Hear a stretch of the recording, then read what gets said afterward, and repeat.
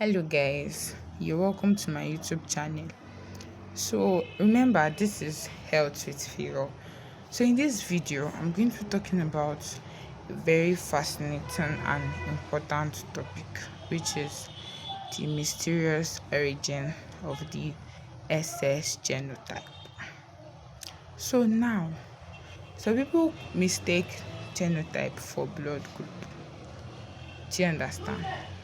So genotype is like those AA, AS, SS, etc. Blood group is A, B, AB, and O. You understand? So I'll also be making videos on blood group, but that will be later. So in this video now, this particular video, I'll talk about genotype. So please let's just sit back and watch, and I promise to explain it in the simplest way possible. Do you get? So first of all, now, what's genotype? Genotype is like your blood's identity. It's a set of genes that determines the type of hemoglobin your blood carries. So what's gene first of all? Genes like the basic unit of inheritance that's found in all living organisms. So in simple terms, it's just like a small instruction or recipe inside your body that tells your cells what to do. For example, now your hair color, your hair texture, your height, your eye color, your blood group, even behaviors and traits. That is why, and genes are passed from parents to offspring. That is why you will resemble your parents one way or the other. Even if some tell you, or you might see differences between a child and his or her immediate parent.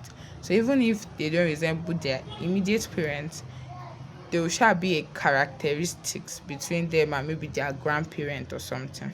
You understand? So it's like it's passed from parents to offspring. So now, remember I said genotype is like your blood, is there are genes that determines the kind of hemoglobin your blood carries. So what's now hemoglobin?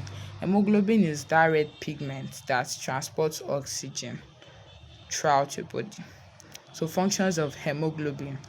Number one is they carry oxygen or they transport oxygen. Second one is they give your blood that red color. Do you understand? Yes. So now there are three main hemoglobin genes. The first one is A, second one is S, and the third one is C. So A is the normal hemoglobin, S is the sickle hemoglobin, then the third one, which is the C, is another mild type. That one is it's not really common, but you will still see it. So now those three hemoglobins now, that S, which is the sickle hemoglobin, how did it come? So thousands of years ago, everybody was AA. There was nothing like AS or SS. There was no S. Everybody lived normal and strong. But something happened. There was a particular disease that came in Africa and in the Middle East, which is malaria. So malaria was a very deadly disease that killed lots of people, especially AA. So there was now a tiny twist. So because nature loves life, it's now like made a little change in the human's DNA. DNA is what houses the genes. Do you get? So that little change now is now what brought about that AS. And funny enough, that S gene or genotype, it came with its benefit. So people that are SS, malaria did not kill them. Do you understand? So but malaria killed people that are AA. Do you get? So that that S gene brought benefits. Do you understand? So it was very hard for that malaria to attack AS people. So now, but how did this SS now come? So SS came from gene combination. So an SS man and an SS woman, they got married, they gave birth to children.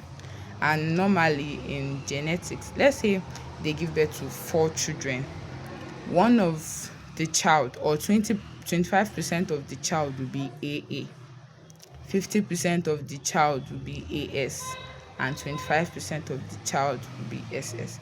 So SS is not just like, it did not come as a result of maybe it was a course or something. It's just nature.